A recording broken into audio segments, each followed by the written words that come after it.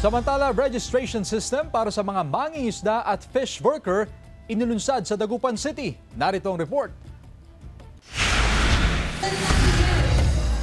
Maagang pumila at nag-abang ang nasa 200 na mangingisda sa Dagupan City Plaza upang kumuha ng ID mula sa LGU. Hindi lang daw ito basta ID kundi isang Fisher Folk Registration ID o Fisher na may nakaimprenta na ring QR code. Nagmula pa sa Island Barangay ng Pugaro ang mga dumalo sa programa. Natitiyak na ang tulong ng gobyerno ay napupunta sa mga lehitimong mangingisda na tunay na nangangailangan. Alinsunod ang Fisher System sa Section 19 ng Republic Act No. 8550 o ang Philippine Fisheries Code of 1998 na nag-aatas ng pagtatag ng Standardized National Registration System para sa mga mangingisdang saklaw ng pamahalaang bayan o lungsod. Layon nitong mapabilis at may saayos ang pagkolekta ng datos ng mga mangingisda sa bansa. Magiging batayan din ng ID sa pagpili ng mga benepisyaryo ng iba't ibang programa at proyekto ng gobyerno para sa mga mangingisda. Kahirapan ng buhay namin.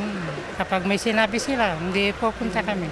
Lalo na may mga asawa mo, may mangingisda, harap buhay, di kailangan may i-present ang ID. Mga kailangang ibibigay, kailangan i-present na lang ang ID.